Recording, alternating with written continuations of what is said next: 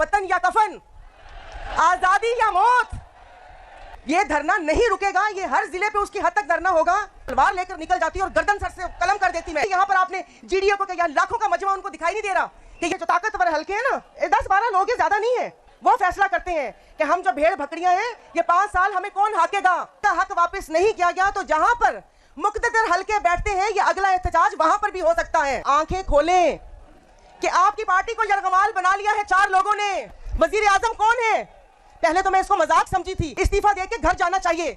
मैं आज अपनी क़यादत से इस्तदा करती हूँ कि इस्तीफा नहीं, उनके ऊपर आर्टिकल 6 लगना चाहिए कि यहाँ पर लोग अपने हक के लिए बाहर निकल रहे हैं। एक सिंध की सबसे बड़ी जमात इस इलेक्शन को मान नहीं रही और आप टीवी पर आके पूछ रहे हैं कि क्या चीफ जस्टिस साहब आप तक मेरी आवाज पहुंच रही है? अंग्रेज गैरतमंद थे, हमारा पाला इतने गैरतमंदों से नहीं पड़ा।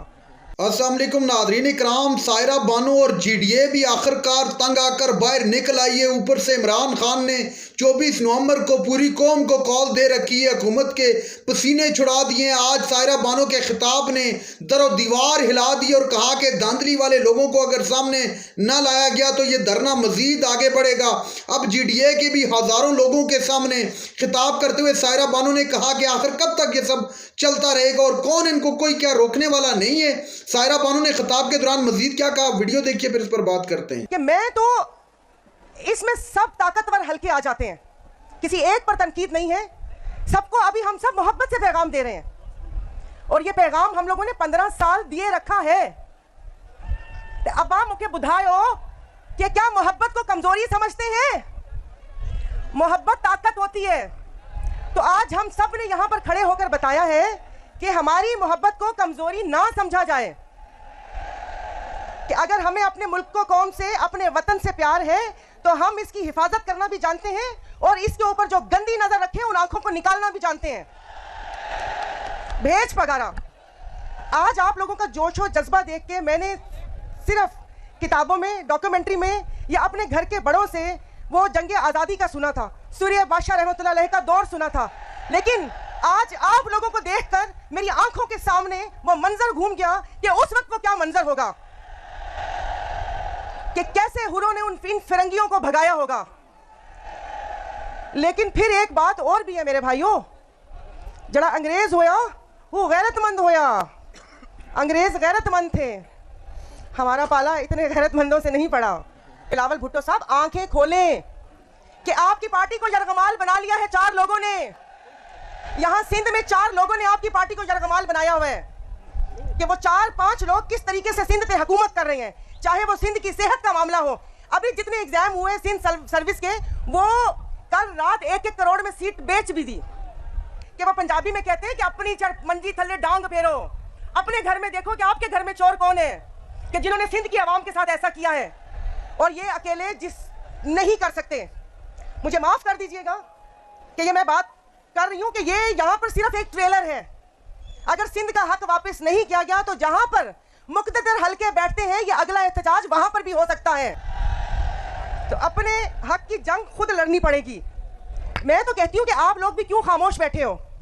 जो मैं यहां पर अभी सांगड़ का हाल देखकर आई हूं, उन सोए हुओं को जगा दे खुदा के लिए। चीफ जस्टिस साहब आप तक मेरी आवाज पहुंच रही है कि यहाँ पर लोग अपने हक के लिए बाहर निकल रहे हैं। एक सिंध की सबसे बड़ी जमात इस इलेक्शन को मान नहीं रही और आप टीवी पर आके पूछ रहे हैं कि क्या इलेक्शन हो गए? वजीर आजम कौन है?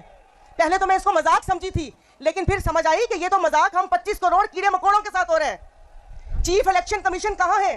और बहुत से लोग उनके लिए बोल रहे हैं सोशल मीडिया पर कि उनको इस्तीफा देके घर जाना चाहिए।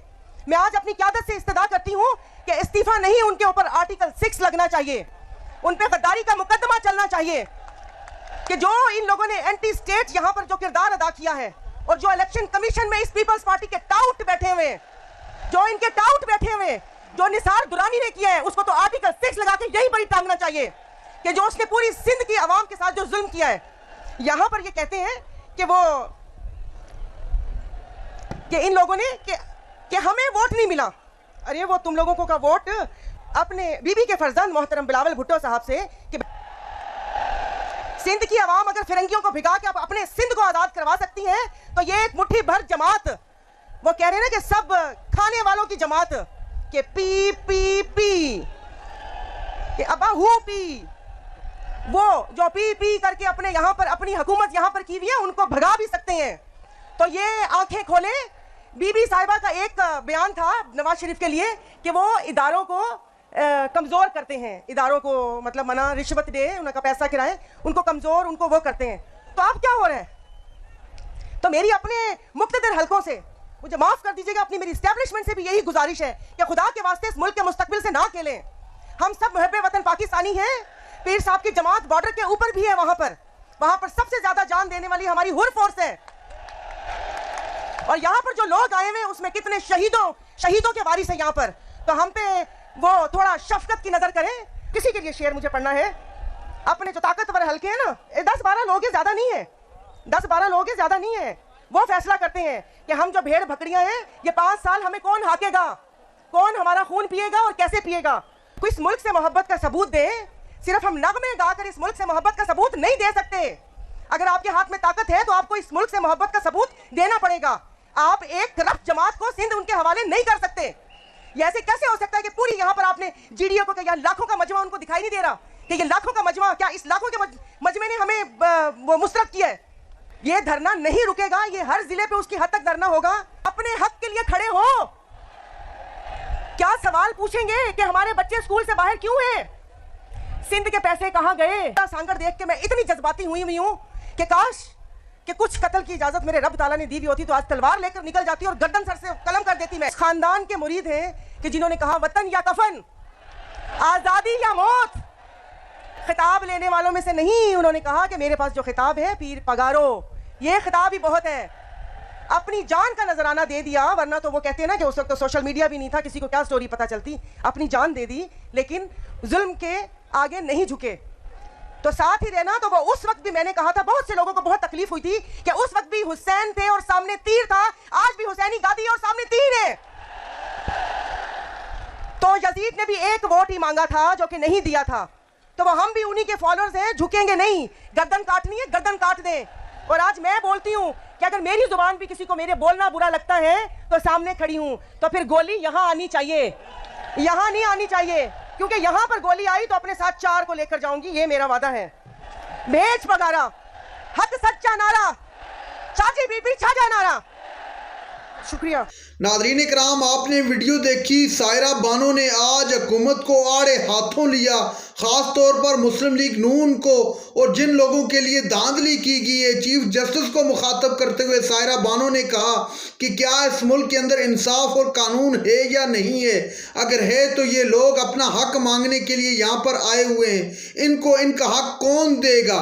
नादरीन इकराम, सायरा बानो का कहना था कि अवाम जब अपना हक लेने के लिए खुद निकलेगी तो आप रोक नहीं पाएंगे।